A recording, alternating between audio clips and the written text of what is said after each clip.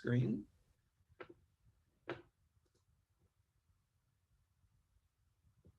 Great, Vincent. All right, so Vincent will take us away from the University of Toronto. He's going to be telling us all about Chord and some interesting design features. Take it away, Vincent. I'll give you a 5-minute warning. All right, thank you. Thank you all for tuning in to the presentation, and thanks to the organizers for giving me the opportunity. I will present Chord, the Canadian Hydrogen Observatory and Radio Transit Detector. And the talk will be divided in sort of two parts. First, I will give a broad overview of Chord, its science goals, its technical specifications, and then I will dive into more the nitty-gritty of what I've been working on Chord. Okay, so Chord is a collaboration between the University of Toronto, McGill University, University of Calgary, the Primary Institute, and the National Research Council of Canada. And it has two main components. First, its main core, which is a close-packed array of 512 6-meter dishes, which will be located at the Dominion Radio Astrophysical Observatory in Penticton, BC. That's where CHIME is currently located. And then it will have two VLBI stations, each having 64 dishes of the same dishes that will be at the main core. Chord builds on CHIME's success in that it has the same GPU correlators in the back end, has similar science goals, and it's also a drift scan observatory. However, Chord will have movable parts. Okay, why now? Why do we build Chord now and not, say, 10 years ago or 15 years ago? Well, the answer is that now technology enables us. First and foremost, we have the highly reproducible dishes that have been developed by National Research Council of Canada. They have a 7mm surface error, so this is very good for beam redundancy.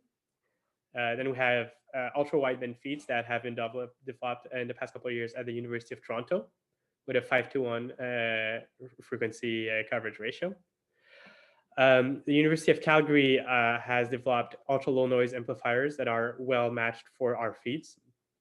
And lastly, of course, the computation capabilities that have already been demonstrated by CHIME.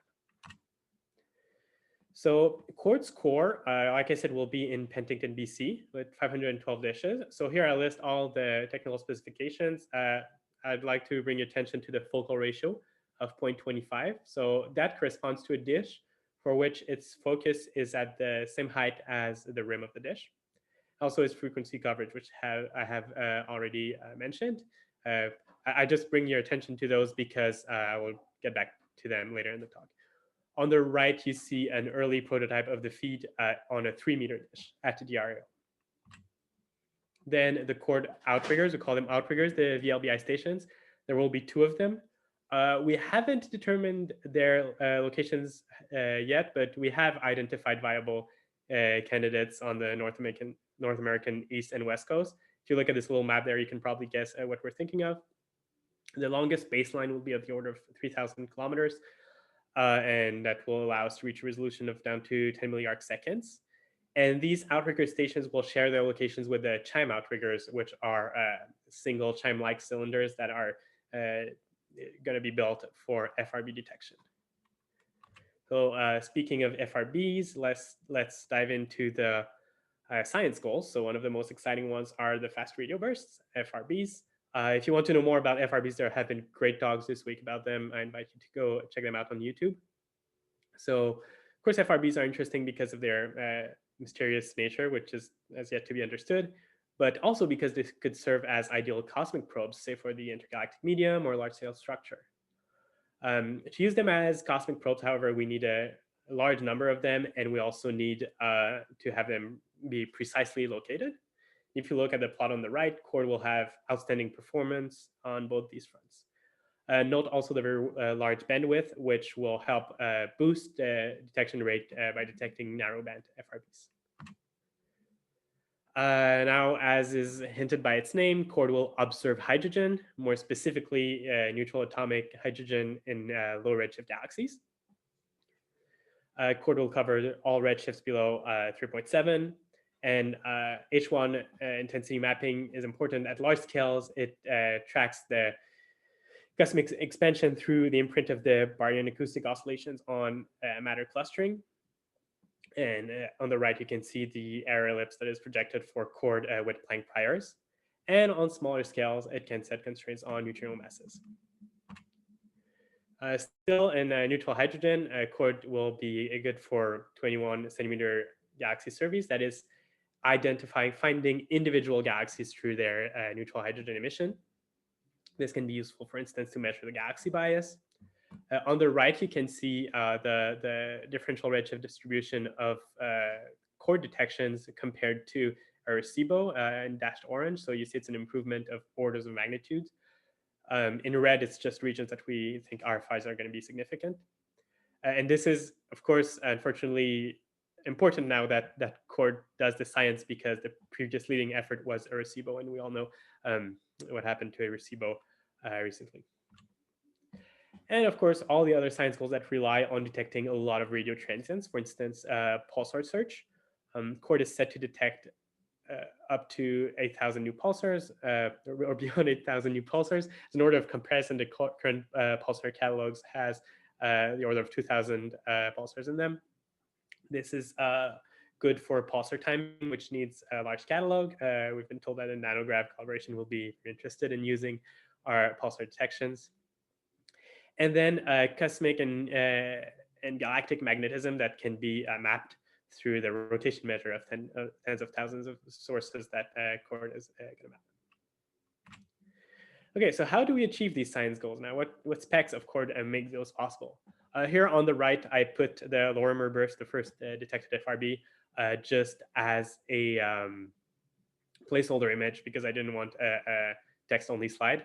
So chord will have a high sensitivity. This is achieved both because thanks to its large effective aperture, and by that I mean the large physical aperture, and also the good aperture efficiency, which I will mention a bit later, and also thanks to its ultra low noise of its amplifiers. Also its large beam, that's thanks to its closed back design and the size of its dishes. Large beam is good. Well, for 21 centimeter, it helps map the sky quicker, but especially for FRBs, since their distribution is isotropic, we don't know where they'll go off. So having a large beam is good for detecting more of them. Then we have the ultra wide bandwidth, which is good for the 21 centimeter science. It provides us a larger redshift coverage, meaning a longer lever arm for constraining properties of dark energy, cosmic expansion. And like I said earlier, to detect more narrowband FRBs and transients. Then, of course, we have the good beam redundancy thanks to the precision of the dish manufacturing. That's extremely important. We've had this is a problem that's been mentioned in talks earlier. Thinking about the EOR talks this week. And lastly, of course, the VLBI will provide us good resolution for FRB detection. Okay, so now we're gonna go into more of the details of what I've been working on. I've been working on the feeds. So chord feeds are gonna be Vivaldi feeds. We're inspired by Hira's Vivaldi feeds that you see here on the left. And why do we choose Vivaldi's? Well, they're wideband. They can be easily made to be dual polarized. And most importantly, they're easy to manufacture. We'll need over 600 of them, and they're easy and cheap to either laser cut or a water jet cut. Out of a sheet of aluminum. So our feeds are slightly different though, compared to the Hera feeds. If you look at these Vivaldis here, they have an exponential taper also on the outside, which gives space for little stubs, these protrusion that are on the bottom left and right there. And these stubs are meant to accommodate longer wavelengths. So they allow us to see down to our 300 megahertz lower limit without increasing the size of the feeds necessarily. So it allows us to beat the typical lambda over 2 size constraints on the most standard Vivaldis. This design also has a lot of degrees of freedom. Here you see 2 different feed models with that basic design that are significantly different, with different beam shapes and impedance matching. Here we have a prototype of that feed that's been built in our lab. So initially we're aiming for the 400 to 2000 megahertz band. This is why this is shown here like that. It's the same frequency ratio. So we have just have to scale it up to reach our 300 to 1500 megahertz. It's been built, and here you see compared to simulation compared to VNA measurement. Unfortunately, we haven't had time to build one over the or new frequency range due to COVID and lack of access to the lab. So this feed looks great as a standalone feed. If we just look at its properties quickly, its return loss, its beam shape, how much power is delivered in this angle subtended by the dish. But unfortunately, when I was optimizing over this feed shape and this feed properties, I was only looking at the far field pattern to get an estimate of the aperture efficiency. And when you do optimization runs with CST and use the far field pattern, it flattens out the feed phase. So we sort of lose the information of the direction dependence of the phase. And the consequence is shown in the next plot here. When we put it in the dish and run a simulation of the feed in the dish, we get a really low aperture efficiency. And like I said, our first suspicion was that it's because the phase was flattened and there was probably a bad super pathological phase in our fields. So this turned out to be correct.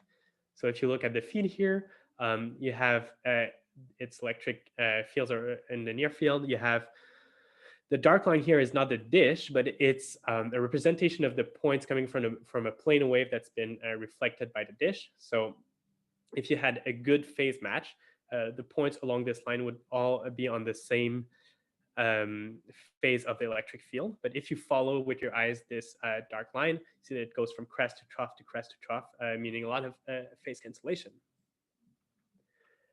To solve this problem, we had to change the design of the feed. So we got this feed here, and here if you look at the same dark line, you see that it's all on the same phase.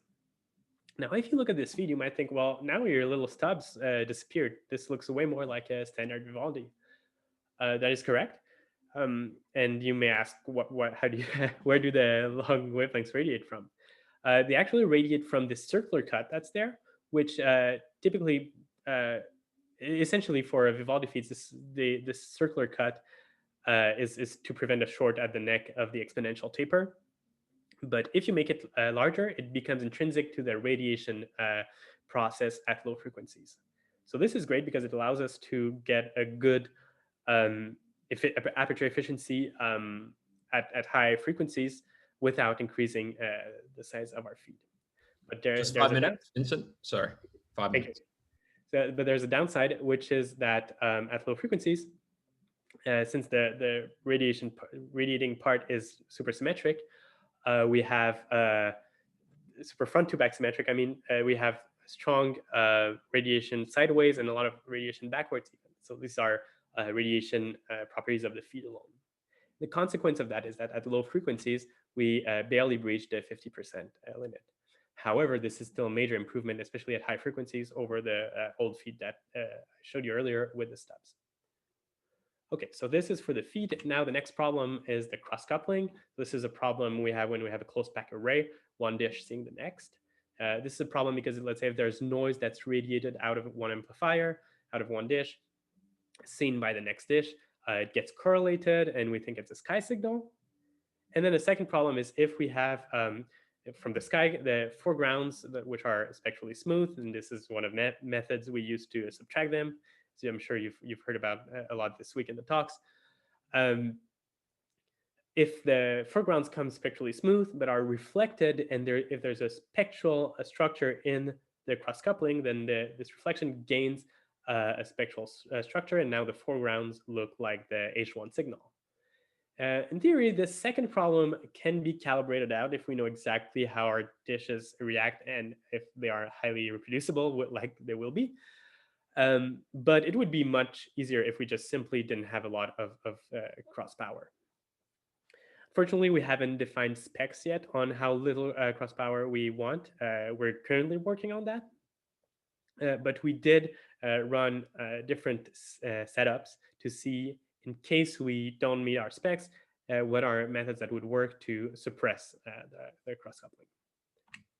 So what we've tried increasing the distance between the dishes.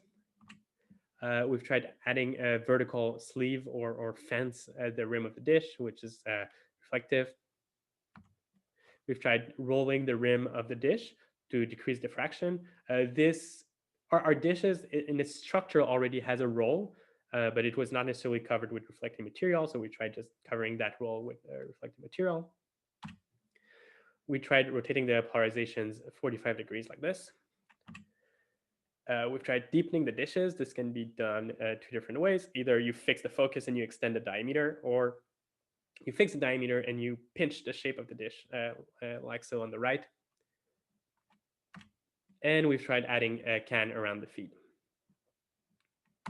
So here is, I tabulated the results. I'm not going to go through all of this. If you're on YouTube right now, I suggest you pause and you look at it slowly. But the takeaway is that at the dimensions we're looking at, some options are not realistic, like increasing the distance or adding a fence doesn't have a significant impact unless we go at a super large fence or super large distances. What does work is adding a can around the feed and deepening the dishes. And I want to just spend a little bit more time on deepening the dishes, because the first reflex we might have is, well, if our dishes are deeper and we keep the same feed, then won't we under illuminate it? That's normally true, but if you recall with our new feeds, they radiate super strongly to the side and slightly backwards even. So actually, if we go just slightly deeper focal ratio, we gain a little bit of aperture efficiency at low frequencies without losing anything anywhere else. If we go much below roughly 0.22 in focal ratio, then the high frequencies start to be under illuminated and it drops dramatically. Just 1 minute. So, yeah. So what's coming up is that this winter we're going to test these new feeds in 6-meter dishes that are currently being built at DRAO. We want to see the performance with snow. And here I put a timeline for Chord, bottom line being that it should see its first light in 2024. So there it is, opening the floor for questions. Thank you, Vincent. That was very interesting. Fascinating stuff with Chord coming and very exciting. I've got a few questions on the Q&A, but if people want to, feel free, if they want to answer live, just put your hand up and I'm happy to open the floor. But I'll start. The first one is from Michiel Brenchens. He said slide 13. I don't know if you know the number of the slides off by heart, but I'll try to navigate. But I'll read his answer while you go there. He said, feed sensitivity seems really good at the GNSS band. What will that cause trouble? So I'm not super familiar with these bands. I suspect you're talking about RFI. Let me allow him to talk. I'm sure I think he's probably got the prize for the most amount of questions at this conference. So I think he can. yeah. Can you be more specific? Oh. Go ahead. Sorry about that. Yeah. Yeah. So there's lots of global navigation systems at roughly 1600 megahertz. And if I read your graph correctly, you have a low reflection coefficient over there, which would imply a high sensitivity for your feed. Yeah, that is correct. However, we are scaling these feeds up a little bit. So this is our old band. Now the new band will have a cutoff at 1500 megahertz. Okay, yeah. So yeah. Good, I'm glad. Okay, yeah, that was all, sorry. No, great, Michiel, thank you.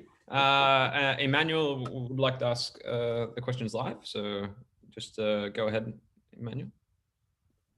Sure. Many thanks, Vincent. It's terrific stuff. Nice to hear about Chord. This is probably a silly question, and it's been a long time since I've thought about the interplay between optics choices and receivers and so on. But when you say ultra wideband, I'm curious: is it the choice in dishes, for example, as to why the ultra wideband receiver is not designed to be sensitive up to say 4 gigahertz, like it is for the Parkes ultra wideband, or is that like Chime, where the range of the bandwidth was largely informed by redshifts that the cosmology team wanted to be sensitive to? Like, is there a reason for it beyond cost, or?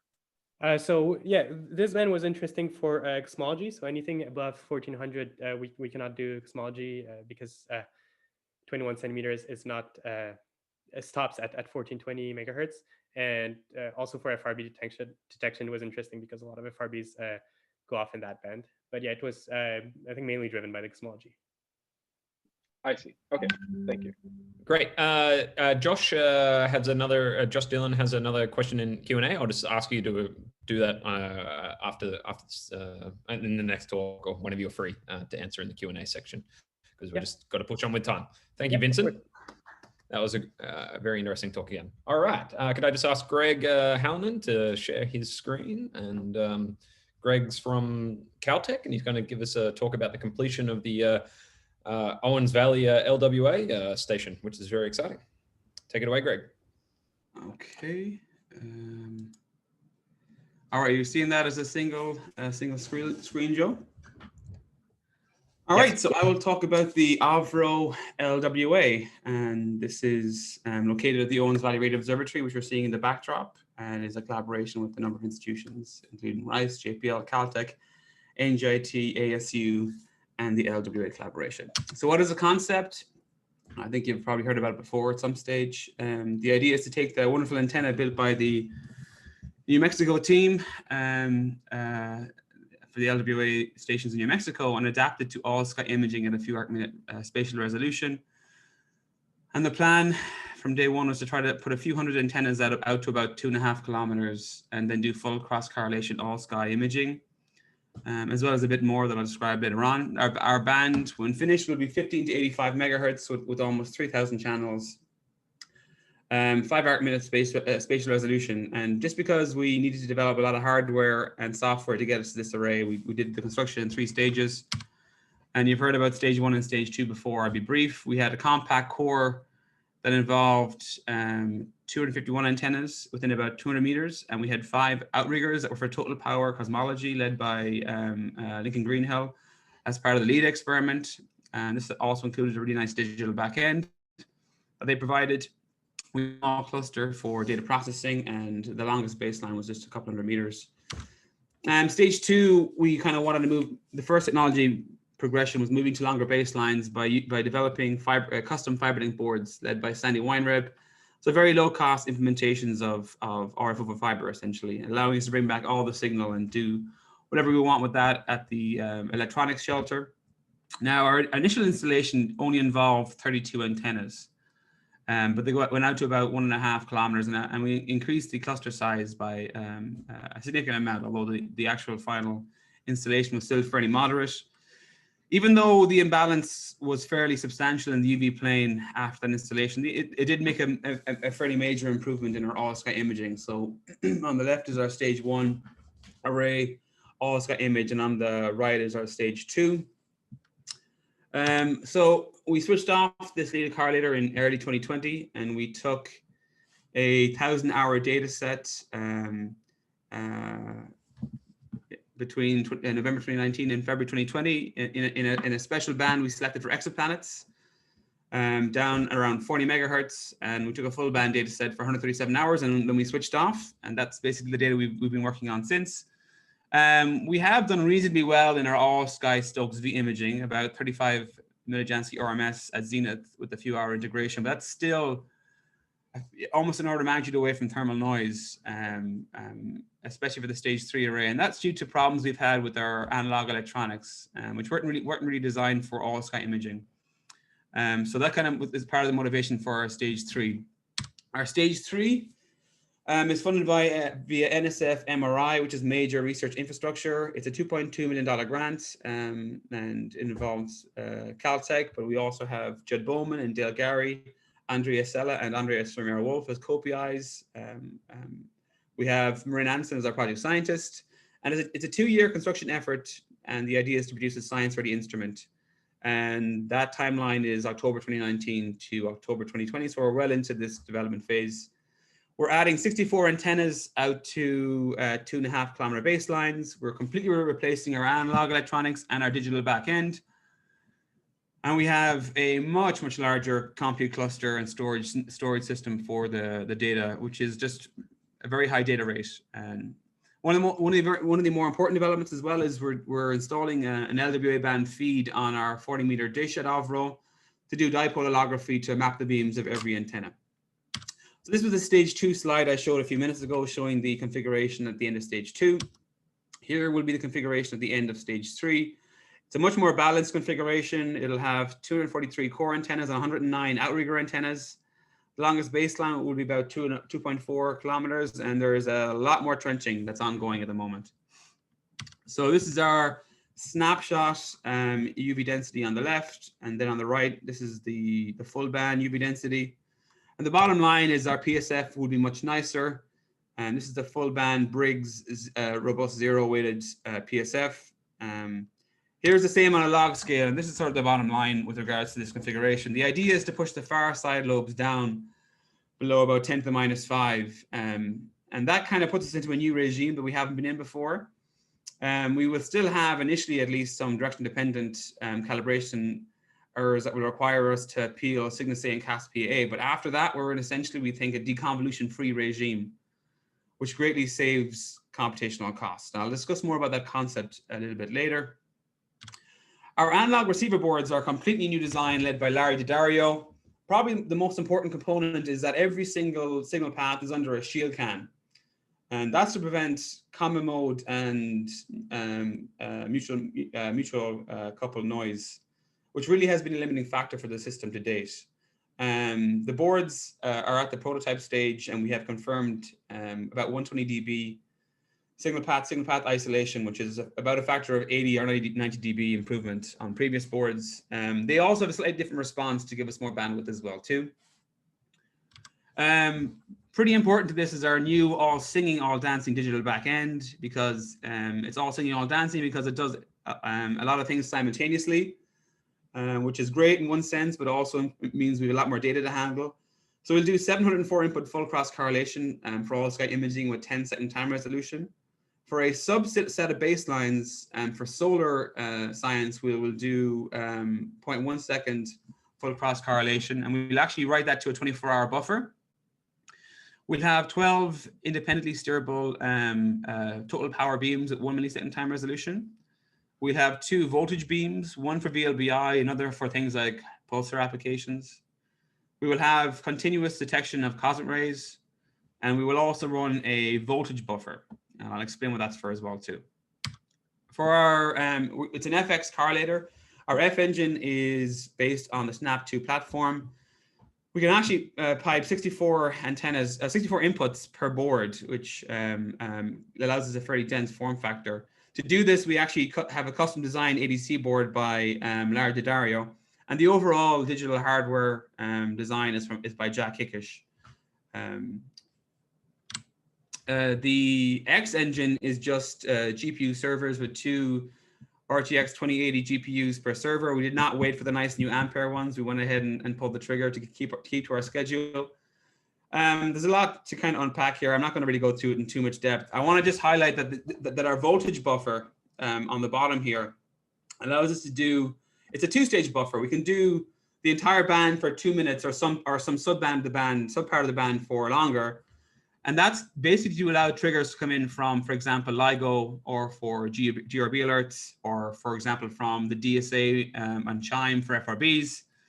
And then we've got a 20-minute post-trig buffer. So we can continue writing voltages for another 20 minutes to solid state if we so require.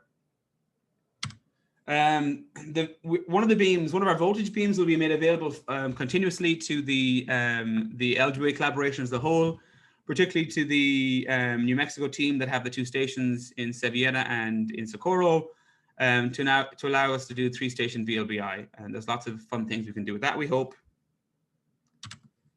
The 40-meter LGA band antenna is actually fully designed and ready to go into the fabrication stage. The idea is to essentially use this 40-meter dish with this low band feed to do holography of all the dipoles in the array and map the beams down to, percentage precision. The real need for the 40-meter feed, we can actually do this with the dipoles essentially by themselves in terms of mapping the pulsar tracks through the dipole beams. The purpose of the 40-meter feed is to actually connect those tracks in a calibrated way in the north-south direction. This will have a lot of impact for us. I mentioned before we will do peeling for bright sources like CASP PA, Cygnus A. The main source of our direction-dependent gain errors is actually not the ionosphere. We're still fairly compact. It's mostly because of the dipole-to-dipole beam variation, particularly because in the core there's a lot of mutual coupling. It's a fairly dense array. 5 minutes, Greg. What's essential this is essential, we think, and thanks, Joe, for cosmic dawn and for exoplanets, as I'll describe. I'm not going to go into any depth on our calibration imaging pipeline. I want to just mention that it's very compute intensive. uses a lot of existing software, lots of in-house software. Big shout out to Andrea Fringa for WS Clean. That's very fundamental to our imaging. And we're just brute forcing by building a fairly big system with a lot of storage, a lot of RAM, and using existing software for direction dependent and direction independent calibration. The future, we think, is what we call the radio camera approach. And I want to just highlight this very briefly. Large N arrays are going towards a new paradigm, deconvolution-free imaging. That's because with that very dense UV coverage, you can forego deconvolution, which is the nonlinear, expensive, and very I/O intensive component of our pipelines typically. And that will allow you to replace traditional correlators with a radio camera. So I showed a GPU-based X engine. We want to integrate the flagging, the calibration, the imaging into those GPU surveys and produce images, not visibilities. We're actually designing this concept and developing it as part of the DSA 2000, which is an ongoing development project to build a 2000-dish array. And that development is funded by Schmidt Futures, by Eric Schmidt, the former Google CEO. We're developing to the DSA 2000. We want to apply it to LWA also. So very quickly, just want to talk about some of the science cases. We heard a lot about extrasolar space weather already, the idea of looking for low frequency, often polarized bursts, either from the host star or from the exoplanet. And our philosophy is to image the entire sky and essentially build a space weather monitoring system. We're probing 4 different timescales. Our beamformers will probe on very short timescales for type 3 bursts. We'll do seconds to minutes with our imaging for type 2 bursts and for exoplanet excursions at very, very luminous bursts. But really our focus is on these deep Stokes V integrations of a few hours. And we expect to get down to a few millijanskis in Stokes V with that approach. And then 1,000-hour integrations using a technique called M-mode analysis. We want to really get down to deep Stokes V. This relies on our beam knowledge. And that's why I mentioned that the holography is very important for exoplanets. One thing I want to mention is that as part of our beamforming program, we will be targeting a very small sample of high priority stars like Epsilon or Eridani with a beamformer as well as a small optical telescope, and doing thousands of hours looking for flares, type 3 bursts simultaneously, and then also looking for associated type 2 CME events, and eventually maybe even also planetary radio emission. On the cosmic dawn front, our approach has been utilizing M-mode analysis, originally developed by Richard Shaw for CHIME. My former student, Michael Eastwood, developed this into Tikhonov regularized M-mode analysis and demonstrated that it can give you pretty nice constraints on the cosmic dawn power spectrum. In 18 hours of data, we got down to about 10 to the 4 millikelvin squared.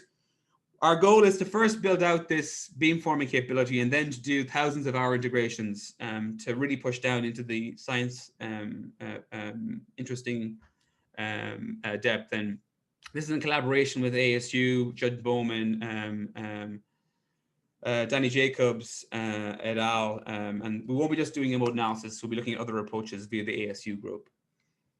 High energy astroparticles is a big focus for us as well also. We'll be looking at essentially nanosecond timescales for the radio showers you see from astroparticle interactions. Of course, this is pioneered at LOFAR. In our case, with stage 2 array, we showed you can do this without having particle detectors to trigger. So we had the first radio-only detection. Here's an example of an event via this radio-only detection method. And we're looking at the core array at nanosecond timescales. And you see the radio shower from a cosmic ray passing across the array. We'll be doing this continuously with the stage 3 array. Just a minute, Greg. Sounds good. We expect 10 to the 4 events per year with the stage 3 array. And finally, the other science case I want to mention is LIGO-Virgo prompt counterparts.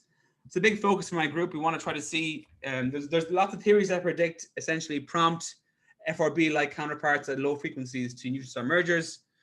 We've tried to kind of develop this to some degree with the phase 2 array by doing triggered imaging searches, and we've built our mechanism, and it's been shown in a couple of papers to work pretty well. The problem is with 10-second time resolution, looking for millisecond time resolution bursts, you're essentially losing factors of 10 to the 4 in sensitivity.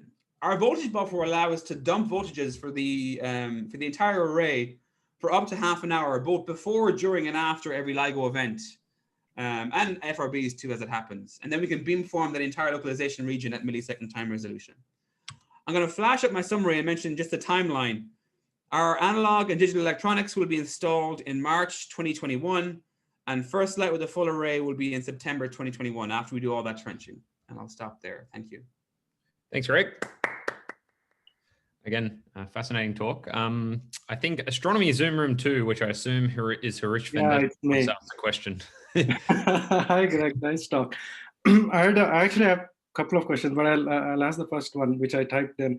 The Stokes-V noise, which you showed, which was above thermal, that extra systematic is probably coherent over time, right? So what's the Stokes-V noise like for shorter bursts? Oh, shorter bursts were much more closer to thermal noise, and that's kind of what we're. I mean, are you referring to our existing data or for the stage 3? Existing data, the 1,000 hours of data. Okay, in the 1,000 hours of data, we're down to 10-second time scales. It's a few hundred millijanskis, and then just go down as one of a root T for longer time scales. So if you take your plot, for example, Harish, for type 3 bursts, and you apply the scaling we see in frequency for type 3 bursts, it's pretty sensitive actually, even with existing data. Okay, that actually leads into the second question I had, but anyway, I think I should allow others to ask. The other person who asked the question is Michiel. So Michiel's had a lot of questions. So you can Michiel have a go at it. Yeah. All right, Michiel. Yeah, very briefly. Can you hear me? Can hear you? Yes, Yeah. Yeah, good. So you're talking about dipole holography there to do calibration of the analog beams there using the 40 meter dish. I think that's a very useful approach. But I saw you're only planning for 12 beams. So I was wondering if you can exchange bandwidths for a number of beams or something like that. So yeah, those 12 beams are independent of the imaging now, right? The imaging will be all sky at the full array resolution continuously, and we'll be applying the beams to the imaging data. I think the imaging data is where we'll see the beam mapping play their full effect. Those 12 beams are millisecond time resolution power beams that will be applied commensally. In terms of trading off, right. I don't plan on doing any more than. I think if Jack Hickish was online now, he'd have a heart attack at the mention of additional modification of our design at this late stage. So I think we'll keep our plans at 2 voltage beams and 12 total power beams simultaneous to the imaging. Right, really right. Yeah, I was talking about 700 plus beams. So sure. Maybe for another time. For sure. Yeah, I think with the all sky imaging as well. I think we have most of what we want to get covered. So I wish you best of luck with that, because we're quite happy to stay where we are. Okay, thank you, Greg. Another lovely talk. I think Rich will probably follow up with a further question on Slack, and there's one other in the Q&A, I think, at least. If you could answer that offline. Could I ask Rahul to share his screen? Rahul is from McGill, and he's going to give us some update on edges and mist. Are you there, Rahul? Yep. Yeah, great. Can you hear me? Yes. Okay, let's see. Do you wanna... see my screen? Yes, you just need to go into presenter view or something equivalent. Yes. Yeah. Okay. Fantastic. Take it away. Okay. Well, thank you very much for the opportunity of presenting this talk. It's great to do it and to participate this way in SALF. Right. So the context here is to try to measure the global redshifted 21 centimeter signal from the early universe. And as you can see in this slide, this signal, which is the average across the sky as a function of redshift, can characterize the early universe in several ways through a characterization of the intergalactic medium, which in turn could provide a characterization of the first sources, the first stars, galaxies, and black holes. So some parameters of the early universe that can be characterized are the minimum virial temperature of star-forming halos, also the coupling of the 21 centimeter signal, or the 21 centimeter spin temperature of the IgM in the early universe to the kinetic temperature of the IgM, also the heating of the IgM by X-rays and potentially also by ultraviolet radiation, and also the efficiency of the ionization of the IgM by the first sources.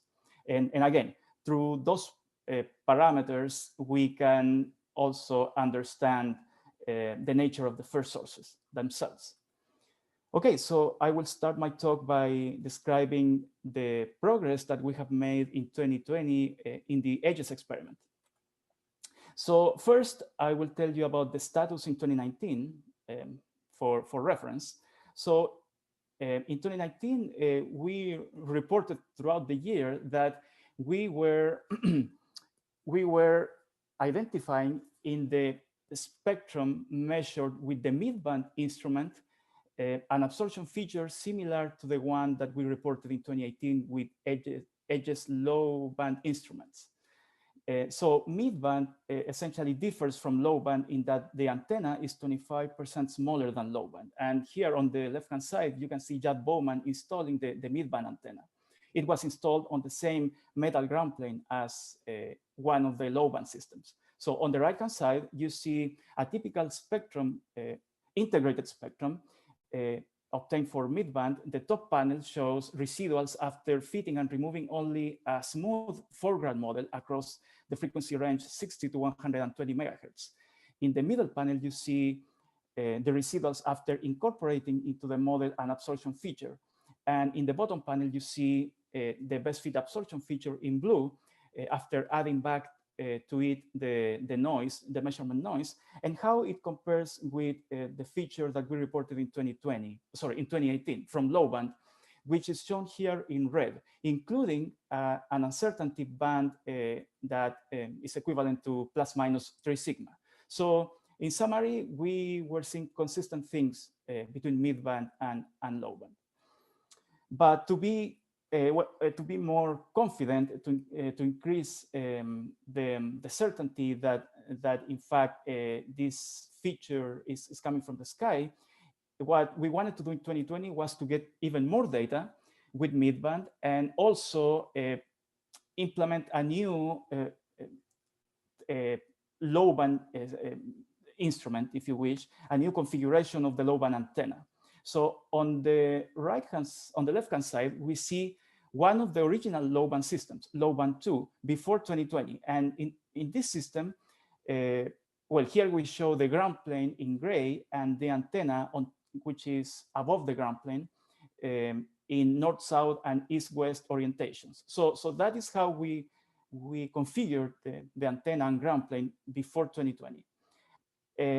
On the right-hand side, we see what we did in 2020, which was to rotate the low-band antenna 42 degrees relative to due north and also relative to the fixed ground plane. So this different relative orientation between antenna and ground plane offers or produces a different electromagnetic interaction in the instrument, which offers new possibilities to verify the nature of the absorption feature that we reported.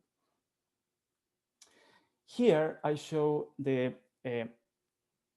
antenna S11 parameter for low band 2, 45, and for mid band in red and blue respectively. And these were measured in 2020, and these are very important parameters that we require in the calibration of our instruments. You can see how they differ. This is one of the ways in which mid-band and low-band are different. And again, measuring a consistent feature across instruments that have different pass bands is a good indication that what we are measuring is not instrumental. Here, I show residuals after modeling the antenna S11 of the mid-band system. And on the left-hand side, I show in the top panel the residuals when modeling the amplitude of the S11, and in the bottom panel when modeling the phase of the S11. And the residuals are noise-like and are lower in magnitude than plus minus 0.01 dB. In absolute accuracy, we measure the S11 magnitude to better than 0.02 dB when compared to external verification devices. On the right-hand side, I show the stability of the mid-band antenna S11 across days. In this case, across more than or around 100 days. We see that the stability of the S11 is to within plus minus 0.04 dB. So yeah, we took lots of S11 measurements and we modeled them and used them in our calibration very carefully. It's a key parameter. We do the same for low band 245. I'm not showing those data, but essentially it's a similar situation. Here is a typical spectrum, integrated spectrum measured from mid-band 2020. So the top panel on the left shows the spectrum itself in units of Kelvin, and in the frequency range 60 to 125 megahertz in this case. And in the bottom panel, I show the residuals that we get after fitting a smooth model for the foreground across the band. And you see that there is structure below 100 megahertz. And I also show a vertical dashed line at 78 megahertz, which is the center of the feature that we reported from low band in 2018. So you can see that it is at least very interesting that we see that structure in the same frequency range as low band. This is work in progress. We are trying to understand this structure. We are, in particular, the possibility of fitting that feature with an absorption term. And in particular, we are focusing on the stability of this feature as a function of galactic hour angle, because the expectation is that the cosmological signal is stable across galactic hour angles. And potential systematics might not, or in general, will not be stable across galactic hour angles. So that's another very important way in which we would like to verify the origin of this feature. Here I show residuals for low 245. So in the plot, there are 3 lines. Let's focus first on the line in the middle. That corresponds to residuals after fitting only a smooth foreground model with 5 parameters. The RMS of that structure is 71 millikelvin. The bottom curve shows the residuals after including in the model an absorption feature. And the value for the RMS in that case is 16 millikelvin. The top line shows the best fit absorption feature obtained in this case. So the best fit parameters are shown in the blue text, in the text box on the right-hand side. We can see the amplitude is 660 millikelvin. The center frequency is 78.9 megahertz. The width of the feature is 19.7 megahertz, and the tau parameter, which in our case represents a flattening effect, produces a flattening effect. It has a value of 4 in this case. So that is not exactly the same as what we obtained from low band data in 2018, but we remind you that in that paper, we also reported our uncertainty ranges. And in particular for tau, the range was between 4 and 12 at 99% confidence. So considering that, we're still consistent between the new results and 2018. Again, we really care about understanding the evolution of the structure in the spectrum as a function of galactic hour angle. So here is a plot of residuals for low 245 being every 15 minutes from, well, across 24 hours in galactic hour angle, from top to bottom. The separation between the lines for reference is 2 Kelvin. So we have data, and we are carefully looking at the structure that we see and how the structure evolves. And in particular, we have noticed some structure at 21, 22 hours in galactic hour angle that might be due to diffraction effects from objects in the surrounding area from where the antenna and ground plane is at the MRO. Maybe tens of meters away from the antenna. So we have been studying the possibility of being affected by that, at least at some galactic hour angles. This is preliminary and it's work in progress, and it's one of our main priorities currently. Okay, in addition to studying the spectra, we also, in different ways, are trying to understand the foregrounds. So one of the things that we have done is calibrate diffuse radio sky maps. And these maps, and in particular, their accuracy is an extremely important aspect for us. Having more accurate diffuse radio maps, it would be really important for 21 centimeter cosmology analysis, but also that would allow us to re-examine the possibility of the presence of a stronger than expected extragalactic radio background, which is motivated by the interpretation of results from the Arcade-2 experiment, and also from LWA New Mexico. And so we have used edges data to determine absolute calibration for the Guzman et al. 45 megahertz map, as well as the Landecker and Wilevinsky 150 megahertz map. So what we do here is we compare our data, in this case at 45 megahertz, as a function of LST, to simulations of our observations, in which we use for the sky the Guzman et al. 45 megahertz map. So our data here is represented by the red line, and the simulation is represented by the green line. And we see that they differ. There is an offset, if you wish, between them. So what we do is we find, we fit the simulation to our data by allowing the scale and zero level to vary. And at the bottom of the slide, you see our best fit parameters. We need to correct the map by 7.6% in scale, and we need to add a zero level value of minus 160 Kelvin. We also show there the uncertainties which come from instrumental uncertainties as well as ionospheric effects. So after we apply these corrections, we obtain the black lines that you see in the figure, which overlap very well with the data. We did the same thing for the 150 megahertz map, and we obtained the corrections that we see at the bottom for that map, a scale correction of 11% and a zero level correction of, well, it's very close to 0 Kelvin to within the uncertainties. We have also made progress on the development of HS3, which is the next generation instrument. And here are pictures on the left-hand side of that development in the lab as well as in the field. This is happening mostly at Haystack. And so the status is that the instrument is almost completely ready at Haystack. The difference between this instrument and HS2 is that the panels of the antenna now become rectangular boxes, and the electronics go inside these boxes. So, well, among other things, at Haystack, there has been exhaustive RFI testing, in particular, how well we can suppress the self-RFI, which is very important in this case, considering that the electronics are part of the antenna itself. And we hope to conduct the lab calibrations in the lab very soon.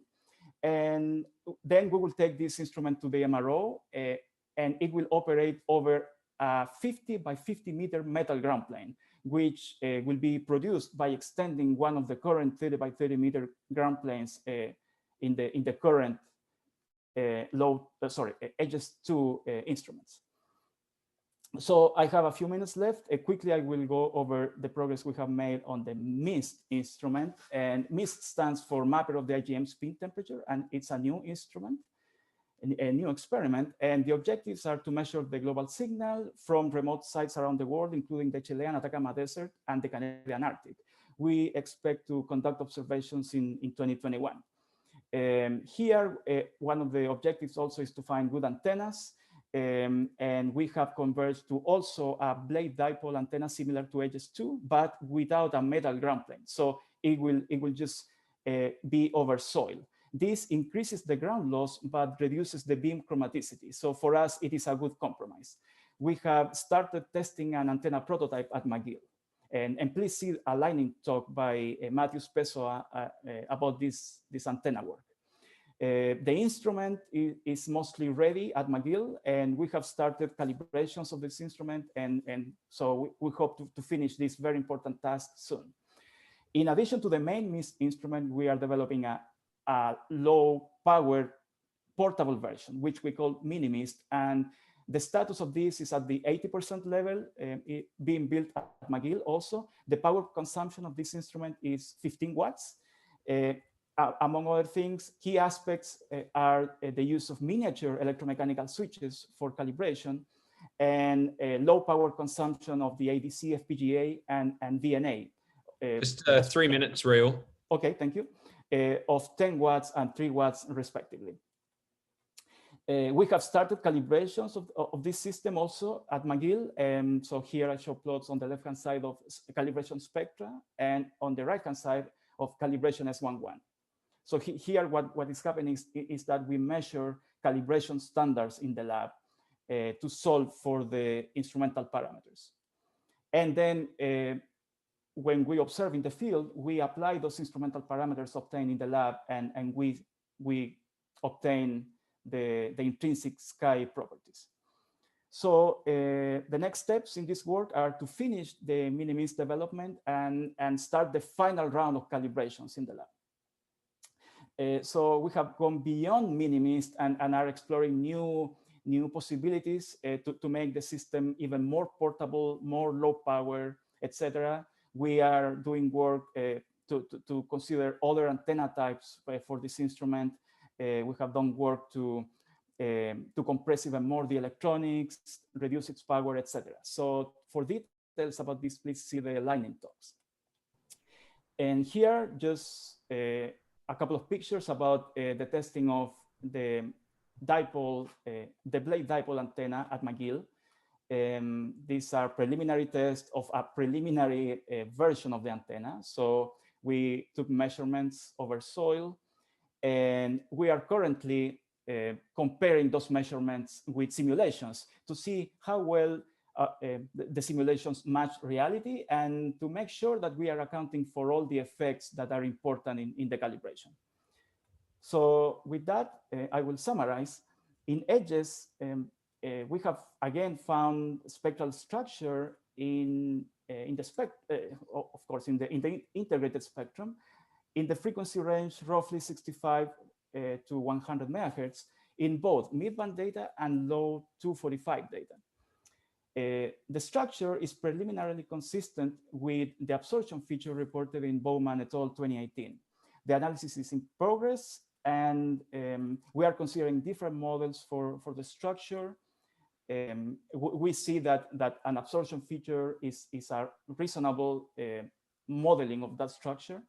And we are focusing and doing a lot of work on understanding the evolution of that feature as a function of galactic hour angle to really see if it can be interpreted as something being in the sky at all directions. We've conducted absolute calibration of diffuse radio maps, specifically the Guzman et al. Map and the Landecker and Wilevinsky maps. And so this is important for analysis of 21 centimeter cosmology and also to understand the radio background and a potential unexplained excess in the extragalactic monopole. Might just have to wrap up there, Raul. Okay, so yeah. Thank you very much. We did development in Edges 3. It's almost ready to go. And also in MIST. We expect to conduct measurements in 2021. Thank you. Great.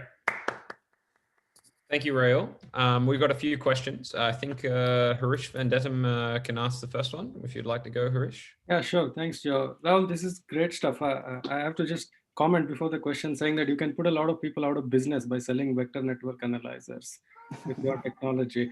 Anyhow, my question is the 78 megahertz feature which you showed with the newer system, it looked like it had a bump there, like it was an emission instead of absorption. Well, of course, whether it depends on the baseline. So if you do a full parameter fit with your polynomial and the feature, do you still see the feature in absorption? Yeah, this figure. Yeah, It looks like it's above the baseline, right? At 78 megahertz. Here I'm not showing, these are the residuals after fitting only a foreground model. So there's no absorption term in this case. Right. So my question is, if you include an absorption right. term, does it come out as an absorption term or an emission term? Well, an absorption term fits well these residuals, but yeah, we are not at the level where we can test small emission features at around 100 megahertz. That would be very low level, and it's very degenerate with the smooth foreground model. Oh, no, I was just talking about 78 megahertz, because just from these residuals, it looks like at 78 megahertz, the residuals are above the baseline of 0, right? Not below. Yes, I see what you mean. Well, what I can tell you at least now is that an absorption feature does fit well when it's included in the model. Okay. Next question, Nithya, just quick as well, please. Yeah, so you said that the tau value that you found was towards the lower end of your range that you found earlier in 2018. Just what does lower tau mean? Does it mean less flattening or more? Right, it means less flattening, more Gaussian shape. Great. Okay. All right. Sorry, I'll just have to wrap it up there, but continuing the conversation over Slack, and there's a couple more questions for the Q&A. Sorry to Josh again. I promise you'll be next if you've got another question, Josh. Okay, Navidita, do you want to share your screen? Great. So Navidita is from Arizona State University and will be telling us about Farside. Take it away. Thank you, Joe. Hi, everyone. My name is Navidita Mahesh, and I'm a grad student at Arizona State University. I will be talking about the polarization configuration for Farside today. First of all, what is Farside? Farside stands for Farside Array for Radio Science Investigations of the Dark Ages and Exoplanets. It is a probe class mission concept funded by NASA to study about the array on the far side of the moon. It is a project that involves collaboration between NES, which is Network for Exploration and Space Science, JPL, and Blue Origin. Two of the PIs for this Farside are Jack Burns from University of Colorado Boulder and Greg Hallinan from Caltech. So the two main science cases for Farside are, one, to study the magnetospheres and the space environments of habitable planets. Two, to study the dark ages and cosmic dawn using redshifted 21 centimeter. So with these science cases in mind, Farside is planned to operate over a frequency range from 100 kilohertz to 40 megahertz. Now, the initial layout that was planned for Farside is as such. The whole frequency range was planned to be split by two different dipole ranges. The low frequency range covering about 100 kilohertz to 2 megahertz, and the high band covering 1 megahertz to 40 megahertz. The total number of antennas planned for this design is about 128 in number. Let's just quickly understand how the initial layout was planned. So it was going to be a petal configuration, as shown here, with the base station at center. The rover will roll out and start deploying the antennas. So the low band, the plan is the low band would be embedded in the tether, and the high band would be deployed using stasers. So as the rover rolls out, it deploys the low band. At the center, there'll be a staser, which will deploy the high band. Now, this is important to understand because the two orientation, the low band will take the horizontal orientation, let's say, and the high will take the vertical orientation. So basically, the two polarization was planned to be covered by two different dipole bands, that is by the low band and the high band. Given that there's limited coverage, limited overlap in frequency between high band and low band, we had a few limitations, which meant there was limited polarization, dual polarization measurements. Limited circular polarization data also meant that we would require longer integration time. So to overcome these limitations, that we now have moved on to an improved layout for Farside. The overall layout has also changed. We still have the base station in the center, but now from a petal configuration, we have moved on to a spiral arm configuration. And instead of using a single rover in the previous layout, we now have 4 rovers. So we've avoided a single point of failure, making the system more robust. Also, the mass associated with 128 antennas are now split into 4 different rovers. And the other big advantage is both the orientation of the antennas, when I said initially the horizontal orientation and the vertical orientation, both of them are now going to be embedded in the in the tether. Sorry, so we've got rid of the stasers. So the fact that both the orientations are going to be embedded in the tether, just to understand that, I've shown showing a graphic here. So the tether comes in from the previous antenna. The rover deploys one of the orientations, let's call the X dipole.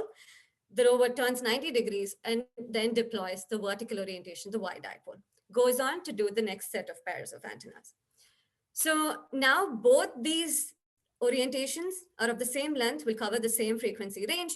Therefore, we have overcome the limitations and we have now dual polarization data, circular polarization data, and reduce the integration time required.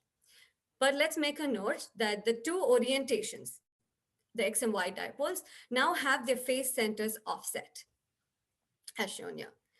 So let's keep that in mind.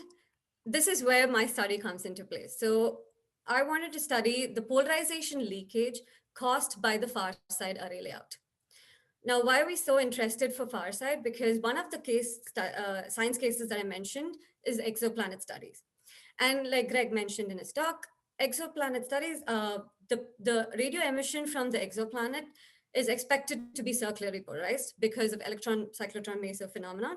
And having the circular polarization data will help us separate the host star signal from the planet signal. So it's essential we get information about the circular polarization data. Now, any radio array, the instrumental effects, will cause polarization mixing of the intrinsic polarization signal from the source. So the instrumental effects will cause leakage and mixing. And in far side layout, like I mentioned, the two dipoles, the two polarization, X and Y dipoles are offset. This causes further mixing. This offset causes further mixing, which is what my study is. And I plan to model it, understand its effects, and thereby so that we can maximize the performance of the array. Just to quickly understand this again. So in any traditional arrays, I'm showing you two antennas where both the feeds, both X and Y dipoles are co-located. They have the same phase center. And in this case, when a signal from the source comes in, it hits, let's say it hits one antenna 2 first, and then antenna 1 after a delay tau.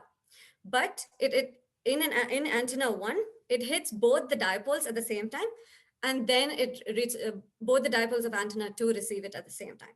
So we just have one delay to take into account while combining signals in the normal case, in a co-located array case. In far side, we're going to shift the X dipoles. We're going to shift the phase centers of the X dipoles and Y dipoles. So there's an offset between the phase centers between the X and the Y dipoles. And in this case, the tau delay remains when you combine the XX, YY baselines, but when you combine the XY and YX, you'll have to take into account an additional delay of tau naught, like I show you. So this causes the difference. And how does it cause the difference in PSF and UV? Let's look at that quickly. So I've taken the spiral arm layout. I've simulated that. And as you can see, it extends from about 12 kilometers in extents on either side. I am zooming into the center of this layout to just show you the offsets of the feeds. So the black corresponds to one polarization, and the green dots correspond to the centers of another polarization. And as you can see, they're offset. Now, what effect does it have in the UV coverage? So here I'm showing you the UV coverage for this layout at 0.5 megahertz. This is for the XX and YY baselines, and this is for the XY baselines. As you can see, they're different. And the other interesting thing is that because of the offset, we cover more, we include more baselines. So the XY UV coverage is much more filled. And since the UV space is better filled in the XY, you do see that the PSF that you obtain from, that we obtain from the XY baseline has much lower side lobe levels compared to the XX and YY. So the main thing is, yes, as expected, the UV coverage and the PSF is different for the XX and YY baselines versus the XY baselines. Okay, so now what about the Stokes leakage? To understand this, first let's look at the normal case. When I say the normal case, the dipoles are co-located with the same phase center. And for beam, to understand this for simulation, I take a beam that I understand well and I love and know, the edges beam. So I've placed the edges beam orthogonally with the same phase center. To calculate the Stokes leakage, I create the Jones matrix for the two polarizations. I obtain the visibilities of the XX, YY, and XY and YX baselines using this, and then using the visibilities, I go on to calculate the pseudo Stokes parameters. So basically, using a linear combination of them of the visibility, I calculate these, and each of these coefficients will help us understand the Stokes, the polarizations and its leakage into other Stokes parameters. So let's look at these plots that I obtained when I plot these coefficients highlighted here. So in this, first of all, each subplot, each circle, the center of the circle is looking at zenith and the perimeter is your horizon. So basically the circle is just like the projection of the top upper hemisphere. So now in an ideal case, when beam is not an issue, and if we want to capture the intrinsic source polarization, we would want only the diagonal terms. That is, this first plot would give us the sky signal, the visibility or the instrument the instrument capturing the signal sky's I. This is the instrument capturing this sky's U and Q, U, and V. So the diagonal terms would be if there is no leakage whatsoever and just ideal capture, whereas the off-diagonal terms are the leakages. For example, this is the leakage of I into Q, U, and V, and so on for the other rows. So as you can see in a normal case, we already expect this because of the beam properties, right? Now what happens to this? Let's add the offset. So again, I'm following a very similar procedure. I have the Jones matrix for the beam. Now I'm also adding the Jones matrix for the offsets. Here I've included the phase difference that occurs due to the offset in the Y dipoles. If this was an ideal case with no offset, your Jones matrix for the offset would actually be just a diagonal matrix of 1, 1, right? So I follow the same procedure and I'm going to look at the same coefficients. But for now, let's just look at these last 4 coefficients just so not to overwhelm ourselves with these plots. So again, I'm just showing you the bottom 4 elements. So this is VV and this is UU. This is only the beam case. Again, I've replotted that. This is taking only the offsets, these cases. Now, when you add the offsets to the beam, and you can see there is a significant impact on how the Stokes parameters now look.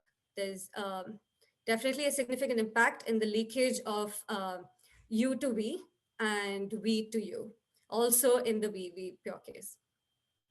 The other slight caveat is this I'm showing you just at one observation frequency, 1 megahertz. Obviously, this will vary with frequency. Also, I have taken the offset to be idle, like 15 meters with no errors. And if there's an error in the offset, of course, even these Stokes leakages change. So let's look at that quickly. Just 5 minutes. First, editor. Yeah, thank you, Joe. So first, let's look at the Stokes leakage with varying frequencies. So now, again, this is the same plot of the Muller matrix, where the diagonal terms, again, is the ideal capture, and the off-diagonal terms are your leakages. But the difference is I have taken RMS along concentric circles. So let me quickly go back to this previous plot. If you take, I'm just taking RMS along this concentric circles, and I'm plotting it against theta now. So that's what we have. So the RMS along AZ and plotting it against theta. Each of these curves, the first thing you can notice in the I row and the Q row, we don't see differences or variations or effects due to the offsets. All the effects due to the offsets are seen in the U and V. And to show you a reference, the blue curve is without the offsets, and the different colors are different offsets, are the same offsets at different frequencies. Sorry, so different frequencies as in 0.5 megahertz, 1 megahertz, 10 megahertz, but the offset is still 50 meters. And as we can see, on moving on to higher frequencies, the effects become larger. Also taking into account some, before I move on, for the two science cases that we're interested in, exoplanet science cares about the sky's leakage, the sky's IQU leakage into V for exoplanet science. And for our 21 power spectrums case, we are more concerned about the sky's QU leakage into I. So we do see that there is offset plays a role in these plots, and it's important to study them. And then, like I said, there could be errors in the offset, and how would that affect our Stokes leakage again? So I've assumed a 1% error in the the nominal case, and I have looked at the same Muller matrix, but I'm averaging the RMS over azimuth. And this time I am taking the difference between the Stokes parameters for the nominal case and the one with error 50.5 meters. And as you can see, again, you see the effects in the rows of corresponding to U and V. And a 1% change in the offset can cause errors of plus or minus 4% in I and Q, and plus or minus 2% in U and V. So all results also preliminary, but I'm trying to highlight that this study is important for the science cases we're looking at. So to quickly summarize, far side layout has a spatial offset between the orthogonal dipoles, which will affect the UV, PSF, and Stokes leakage, which I'm studying. We have developed a formulation to study the beam and offset effects on the polarization signal. The future work, or the idea, is to answer the important question of what level of tolerance in error in the placement of the dipoles and orientation can we tolerate without corrupting the signal too much for the science cases. And we will answer the question in a more realistic case by taking in real sky models into our pipeline. That's all I had. I would be happy to answer any questions if you have. Thank you, Nivedita. That was very interesting. I think we have 2 questions online. I'll ask Harry to ask his question first. I'll just allow you to speak, Harry, if you'd like to ask that question. Hello, can you hear me? Yes. Yeah, it was a nice talk, Nivedita. So I had a question. If you're modeling the Stokes leakage coefficients as orientation zonic polynomials. If I'm modeling the Stokes leakage as... Are you actually modeling the, estimating the Stokes leakage coefficients using zonic polynomials? What polynomials? I didn't get what. Zernike polynomials. So there are these mathematical functionalities called orientation Zernike polynomials for modeling polarization aberrations in airy disks. So are you using that? Okay. No, I'm not using those. I'm basically using the Jones matrix and the coherence matrix of the sky, and then going on to just use the linear combinations of the visibilities. Okay, we can continue this conversation in the Slack, I think. There's another question from Mikhail, but I'm going to ask one quick one. And obviously this impacts the general investigation of the far side of the moon, but with discussions of placing like 4G towers on the near side, what's the far side team been discussing with these developments, or are they in conversations with any of these companies? Okay, for that general question, can I direct the question to Greg Callingham? I know he's on the panel. If Greg would like to answer. Sure, yeah. I mean, 4G isn't a major concern for far side frequency band unless there's very severe out of band emissions. But more generally, I think there needs to be an international policy agreement about the far side. And I think there are people who are working towards something like that. I mean, everything from, you know, an orbiting gateway or any satellite, if there's no policy, then there's no control of out of band emission at all. So while 4G itself is not necessarily a big worry for us, for this band, which is really, you know, very low frequencies, I think we are worried about, you know, electronics on orbiting satellites more generally. So that's kind of going to be the focus going forward. Yeah, that's good. I'm glad you're discussing that. Yeah, that seems appropriate. So you're thinking about making it like kind of a national park on the other side of the moon kind of stuff. Say that again? I'd like a national park on the far side of the moon. I'm not sure. Yeah, I'm really not sure how it's very much the Wild West on the far side in terms of how international. There has to be an agreement rather than, I think, any sort of formal policy, because it's not under any jurisdiction. So fascinating. On the line, you have more thoughts on that, but I know that there is ongoing activity to try to resolve this issue of protecting that area. No, fascinating stuff, and you're in the right country to have those conversations. All right. Thank you, Navita. I enjoyed that talk. I'll just invite Jason Hessels to share his screen. Jason's from UvA at the University of Amsterdam and Astron, and he'll tell us all about Astron 2.0. Actually, LOFAR 2.0, but LOFAR 2.0. You can tell it's been getting long. It's the last talk, Joe. Hang in there. Okay, you can hear me? Yes. Okay, yes. So in this final talk of the conference, I want to tell you a little bit about LOFAR 2.0, which is going to be a major upgrade or a set of upgrades to the telescope for the next decade, the low frequency array here in the Netherlands. So this is on behalf of a very large team of people who have been working very hard, despite the fact that we're all separated from each other right now. We're all working from home. And despite COVID, I would say, you know, in some respects, the project is going as well as ever.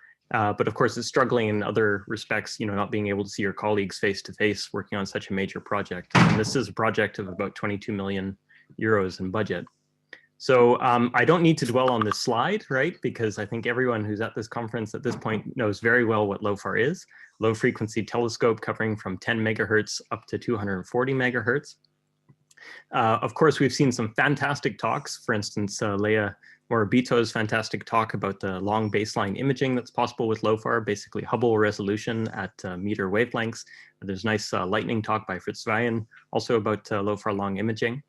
And this is really, you know, sub-arc second imaging is really, we've only started scratching the surface of it, and this is the future of the LOFAR telescope in many respects, as well as the low frequencies, as I'll be emphasizing in this talk. So compared to SK low, which is, you know, a mega instrument on the horizon for the next decade, LOFAR plus this upgrade, which I'll describe, called Duplo, I'll explain what that means. With this major upgrade to LOFAR, we're going to be able to reach down 2 times lower frequencies than SK low will be able to reach, and also do that with 10 times higher resolution. Now, of course, SK low is a very powerful telescope. It's going to have 10 times as much collecting area, and it's going to reach to twice as high radio frequencies. But I think even in the era of SK low, I just wanted to emphasize that LOFAR is going to be a very powerful international observatory. So what is LOFAR 2.0? What do I mean by this term? You know, reflecting on the conference and the, you know, the fantastic wealth of science that we've seen this week, made me realize that the first time I observed with LOFAR was maybe in 2007 or so, when it was maybe LOFAR 0.001 or something like that. I was, you know, using 4 high band antenna tiles that were kind of half falling into a swamp, and we observed for about an hour, 2 hours, the brightest pulsar in the northern sky, and we're barely able to detect it. Now we have this massive international observatory, and we're on the verge of upgrading it for the next decade. Now, LOFAR 2.0, what it is essentially is it's a program, it's an engineering program, so it's a collection of projects, as I'll explain. These are, you know, it's a staged program that aims to upgrade the LOFAR telescope to keep it current and cutting edge well into the 2020s, hopefully as an ERIC. And what is an ERIC, you might ask? An ERIC is a European Research Infrastructure Consortium.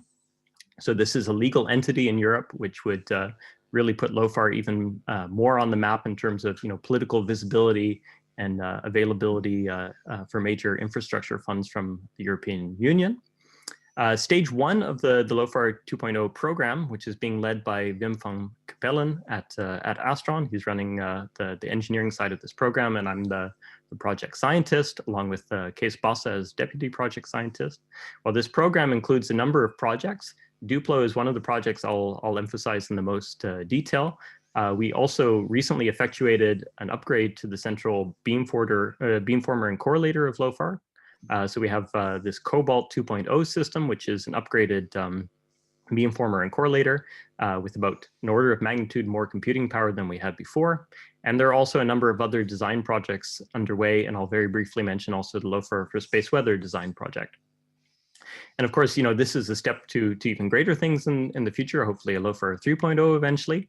and future community consultation to define future possible stages is part of the program as well. So a program is a collection of projects, is one way of thinking of it. I'm going to describe one of these projects in more detail than the others, and that's this Duplo project.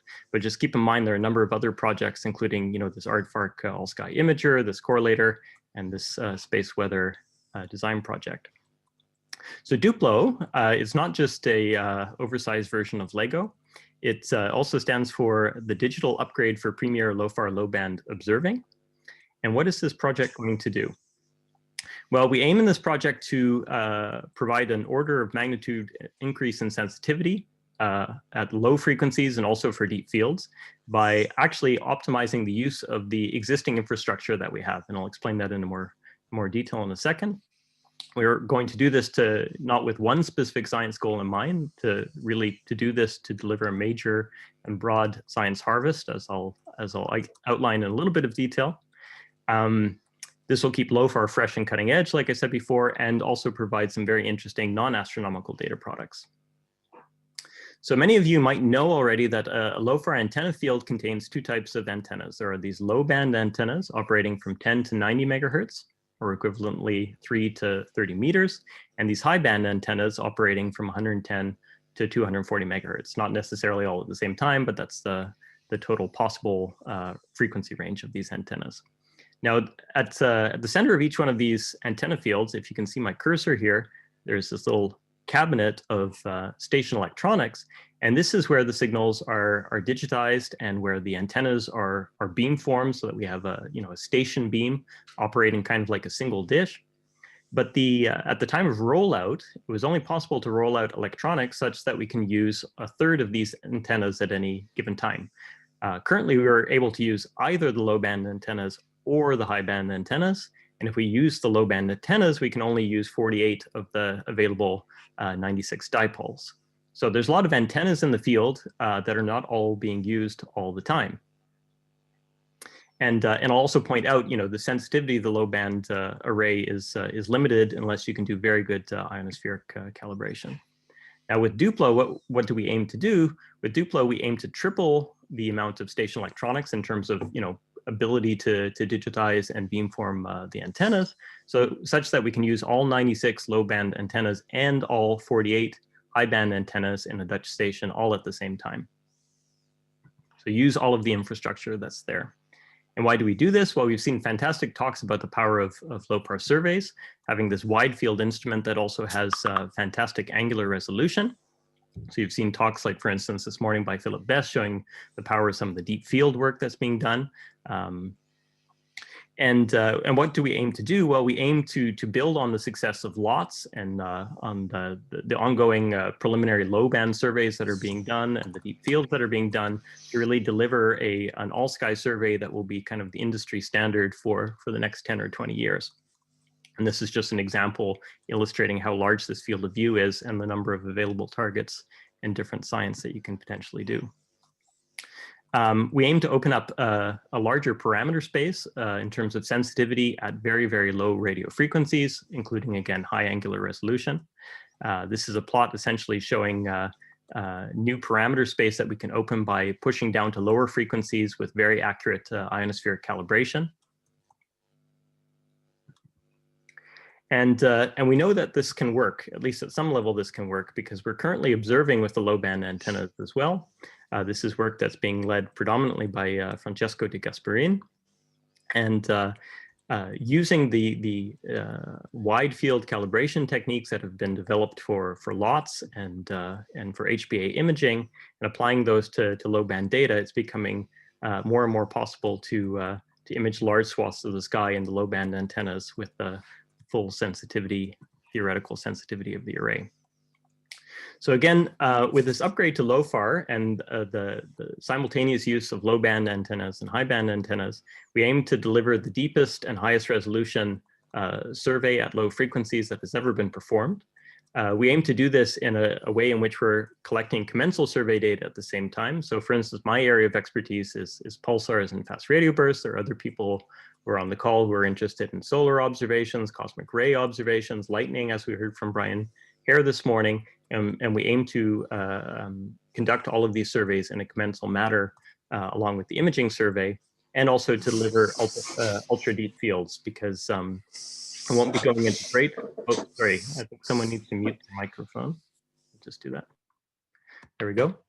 And also to deliver ultra deep surveys, because currently, and I won't go into a lot of detail about this, but in Europe, we have digital audio broadcasts. We have this DAB signals at frequencies from about 170 megahertz up to about 230 megahertz. These cause quite significant intermods in the lower frequency parts of the high band antennas. And with the updated, yes, Joe, you have a question? Yeah, no, just 5 minutes. Oh, 5 minutes.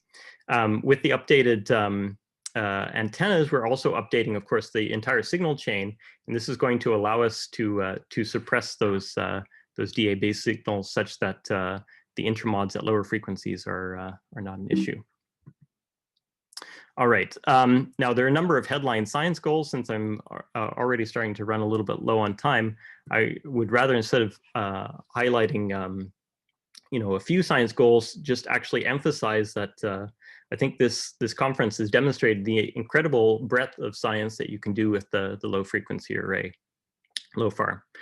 We've seen, for instance, the fantastic work that Brian Hare has done with lightning, ionospheric and meteor observations, beautiful observations of neowise that Richard Fallows presented, so things very close to home. And we've also seen fantastic extragalactic work in terms of what's being delivered by LOT survey in the deep fields, and industry standard deep limits on the epoch of ionization, as well as Florent Mertens presented earlier in the conference.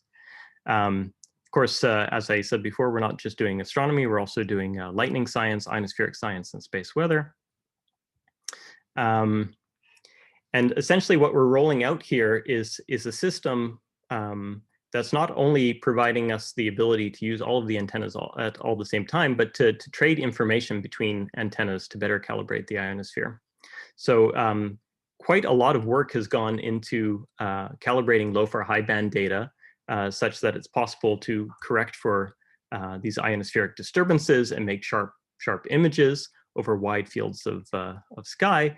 And the goal, one of the primary goals of Duplo, is to be able to do this down to the lowest possible radio frequencies in the low band as well. And just to explain in a little more detail, one of the ways in which we hope to achieve this, well, we're going to be doubling the number of antennas, right? So currently only 48 of the available 96 dipoles are being used in the field, so we're going to double that. We're actually going to add a precision clock system, so we're going to use White Rabbit technology to distribute a single clock system to all of the Dutch stations, at least, perhaps in the more distant future to all the international stations as well. And we're going to combine this information, because we're getting the low band and high band at the same time. We aim to use the information that we have about the ionospheric screen, the dynamic ionospheric screen above the array, that is perhaps better characterized or more precisely characterized at high band frequencies, and apply that to the low band data. So this is kind of a schematic of the current system, where we can use one of the two antenna types, and we have separate clocks. And this is what we aim to have in a few years' time: a single clock system, all of the antennas, and much improved calibration even down to the lowest frequencies. So essentially right now, with the low band antennas, Francesco has shown that it's quite possible to achieve the theoretical sensitivity of the telescope down to at least frequencies of 60, 70 megahertz or so, doubling the antennas and hence having more calibrators to use to correct for the ionosphere. One aims to go down to lower frequencies, down to 50 megahertz or so. And by doing this ionospheric transfer, which is admittedly probably the most challenging and risky part of the project, we aim to push this down to the lowest possible frequencies and explore this very low frequency space in which, for instance, exoplanetary emission might be directly detectable. Yeah, so a number of proofs of concept have been done using LOTS data. It's been shown that one can extract an ionospheric screen. This is something that's being done in Leiden, for instance. This is a nice plot that Reinout provided a number of years ago, in which various pierce points through the Earth's ionosphere. For each of those pierce points, one can measure the ionospheric thickness and one can fit a smooth phase screen to that. And of course, by subtracting these ripples, we aim to achieve these high accuracy sharp images. So the timeline, what is the timeline for this project? Currently, LOTS is the premier high band survey of the telescope. The Duplo project has been running now for about 1.5 years, actually pretty close to 2 years, and we aim to roll this out by late 2023, early 2024. It's quite a complicated project. There are a number of various sub areas. I'll touch on them very briefly in the last couple minutes of the talk. Like I said already, we've rolled out a new correlator. This new correlator offers an order of magnitude increase in computing capability. I'm realizing now that my cuckoo clock is going while I'm giving my talk because we're on the hour, so please ignore that. We've started building a test station in the backyard of Astron, actually. So there are a number of LOFR antennas that are just outside the Astron building in Dwingelo. And using the prototype receiver boards, and we're using uniboards to do the computations, uniboard squares, I should say, to do the beamforming and computations. We want to build an end-to-end signal chain that will actually stream into the Cobalt 2 correlator itself to do end-to-end tests of the electronics with the real receivers and the real correlator itself. So that is currently underway, and these are all prototypes of the new station electronics that are going to be used. The White Rabbit-based single clock system is being tested in the field on a number of stations already, and those tests are proceeding quite well. So some of the stations are actually already hooked up to this single clock system.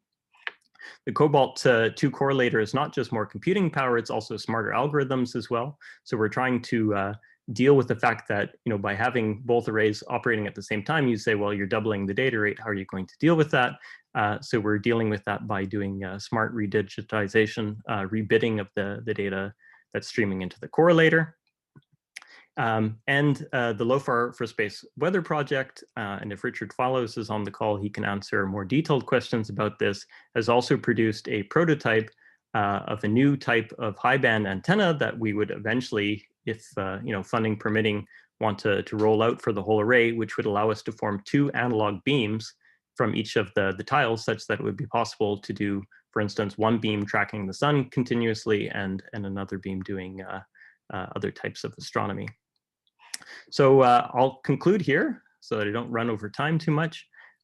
Stay tuned. The project is well underway. It's about at the halfway mark already. So we're going to be rolling out to the first LOFAR station. The first LOFAR 2.0 station is going to be rolled out in only about 2 years' time or so, and there will be a test station sometime next year already. And stay tuned next year for a call for expressions of interest to help us define the gritty details of the surveys, the commensal surveys that will run on this system. So thank you very much. Thank you, Jason. Have we got any questions for Jason or about LOFAR 2.0? We've got one from Namir. Maybe I'll let you ask, Namir. Here we are. You just have to unmute yourself. Hello. Yep. Hi, Namir. Hi, Jason. Excellent talk. That's really exciting. I think, using the high band to calibrate the low band was just a treasure begging to be dug up. So it's really good. We did that a bit with the VLA in the early days of the 74 megahertz system. It worked, but only at much lower sensitivity levels. I mean, the obvious problem is going to be the field of views don't match.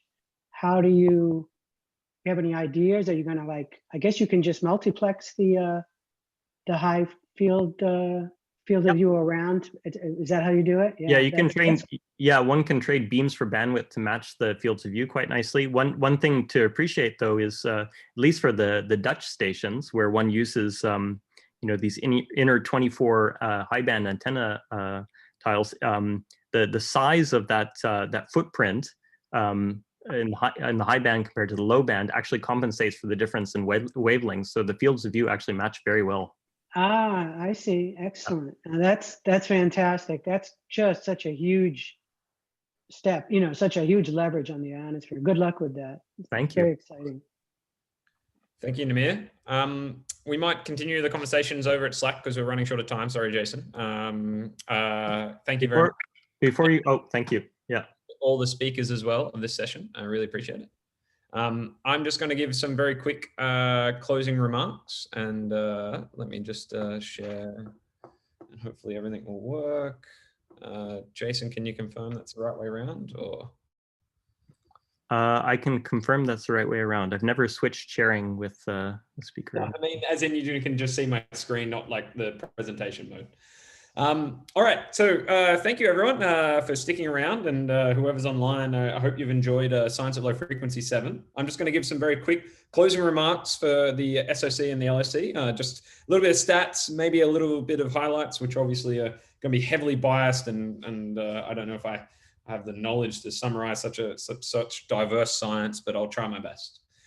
Just in terms of some statistics, I really enjoyed how everyone embraced Slack, and I think this really is kind of a future forum that we'll exploit for many years to come. So just to give you some background and some raw numbers, over 2,000 messages were exchanged on Slack in this time period, with over essentially 344 unique members with 50% active. So this is kind of the ramp up I'm showing here in the green in terms of number of users with time, and obviously the only, unfortunately, can get analytics till the 2nd of December, so a couple of days ago.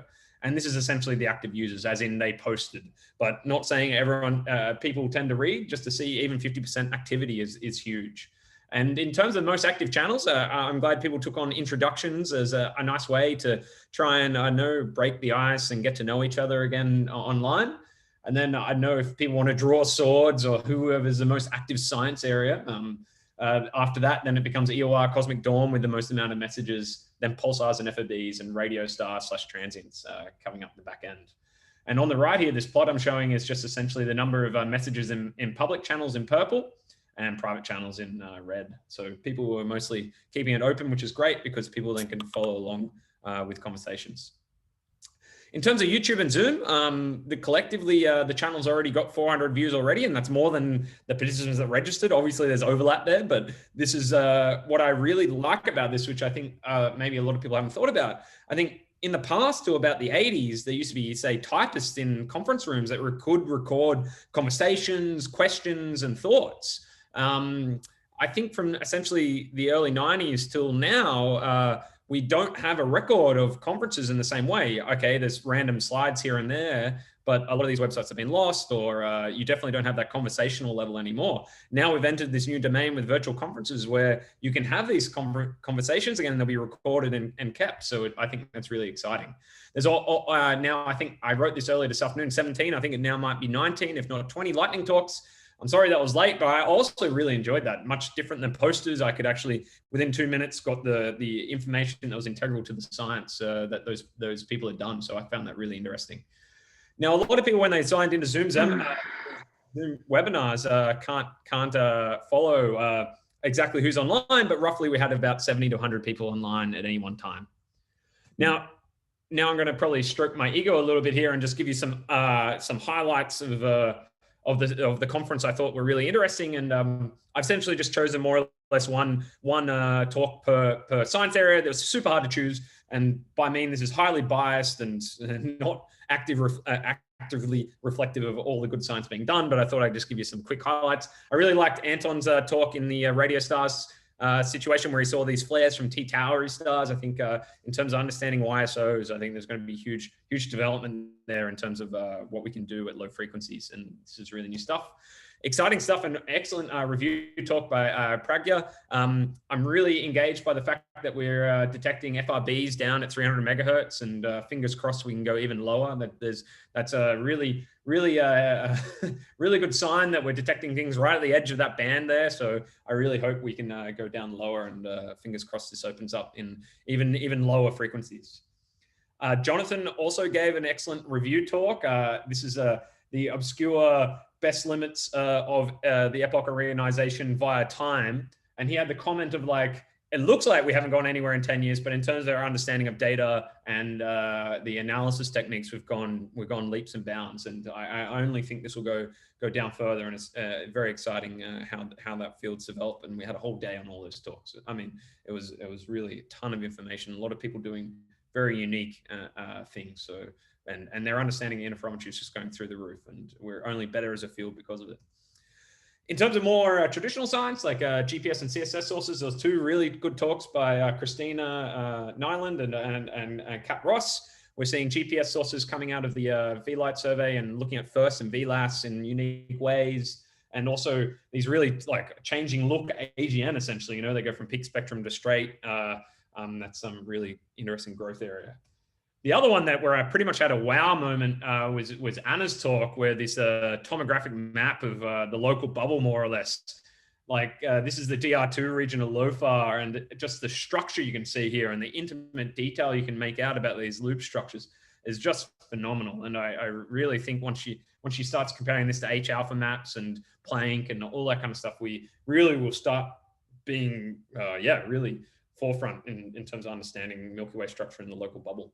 It's very exciting stuff, this. The other one that I loved was Marisa's talk. I think you only kind of make images about this like maybe once in an academic career, or maybe people are luckier making such interesting structure that's never seen before and trying to understand it. Marisa's done a fantastic job trying to understand these bloating bubbles and how these grow. That was fantastic. I think she disagrees with me because I definitely see a Van Dyke impersonator in the sky here, but I don't think she's a very much of a fan of calling this the Van Dyke Galaxy Group. But it's a really interesting work. We also saw a really cool talk by Richard where he did a scintillation pattern. If you haven't seen it because it was early morning Australia or something like that, I really recommend going back and looking at this. He essentially tracked 3C196 as neowise, a famous comet that you could have seen by your naked eye if you had the chance, and talking about the structure in the tail of the comet. That was fascinating too. And finally, really the video of the conference is definitely this by Brian. Even Jason mentioned it earlier. This intimate detail you can recover here of a lightning strike above LOFAR. You know, this is fantastic work and really demonstrates how like someone like Brian can come into what we would call astronomy in quotation marks and really give us fantastic insight and a way of analyzing and thinking about data that, well, definitely a classical astronomer hadn't thought of. And this is just really amazing work. I'm interested to see how this evolves as things go on. And finally, Navida's talk about the far side of the moon. This is the holy grail of the future. And that was very interesting talk about how we can make this work. So just to kind of wrap up, so what about SALF-VIII, the next conference, and what can we expect in a year? I've thrown a few things out here. I think Hera will hit a bit more of its stride in a year's time in terms of having everything operating. So it'd be really interesting to see some results from Hera next year for SALF-VIII. The other one is GleamX, the all-sky survey, going deeper, keeping that wide bandwidth that MWA is very well known for, but with better resolution and more sensitivity. And so that will be very interesting as well. And to be honest, I think the international baselines of LOFAR by next year are just going to be steamrolling everyone with exquisite detail of AGN and high galactic latitude science. So that will be very interesting. On top of that, the LBA and LOFAR 2.0. And maybe I put a few question marks around here, like in terms of a field, you know, maybe next year we will have definitive proof that we're seeing radio exoplanets or exoplanetary emission, or at least I feel like we're knocking on the door here and we're waiting to break it down. And also, as I mentioned earlier, these low frequency FRBs, that would be a real boon for low frequency science if we can confirm detection of fast radio bursts down there. And then just in terms of where SLAC 8 will be held, there's still discussions undergoing, but hopefully hopefully the pandemic language, you know, we can hold this in Amsterdam or at least the Netherlands again next year. But obviously, I think we should always keep in mind that we'll try and keep as much of a virtual component as well and integrate in person and virtually as much as possible if that occurs. So particularly keeping SLAC. So the other thing I just want to mention is that I think, well, we definitely are going to keep the SLAC workplace open. And what I'm going to do is kind of retrofit it and just, let's face it, we've got 340 people in a single forum that are interested in low frequency science. So I'm going to make channels like advertise paper, advertise job, advertise conference. And so instead of having all these different mailing lists, you know, like MWA mailing lists, LOFAR mailing lists, we've got kind of a single stop shop as much as possible, and then reboot it for the next science at low frequency. That's the ultimate goal. Again, happy to hear anyone's takeaways or anything like that. So just to finish, I have a lot of people to thank, particularly the SOC and the chairs of all of these sessions. I really appreciate all your effort and time. Particularly the SOC, senior people very busy, and I was emailing them and annoying them and trying to get them to turn around things in timelines they probably would have liked more time on. So I really appreciate their patience there. And I just want to thank particularly the LOC, Jason Hessels, Renee Stroley, and Ralph Wise, and particular Jason. Without Jason, this conference wouldn't have been able to go on. He made sure everything ran smoothly and in the background without any hiccups. And he really took 2 of the graveyard shifts, and I only did 1 of them. And he really is a great mentor to have. So I really thank you for all your help, Jason. So at the end, I just hope you all enjoyed it and stuck around, and I hope you enjoy the next session with coffee/drinks, and come along.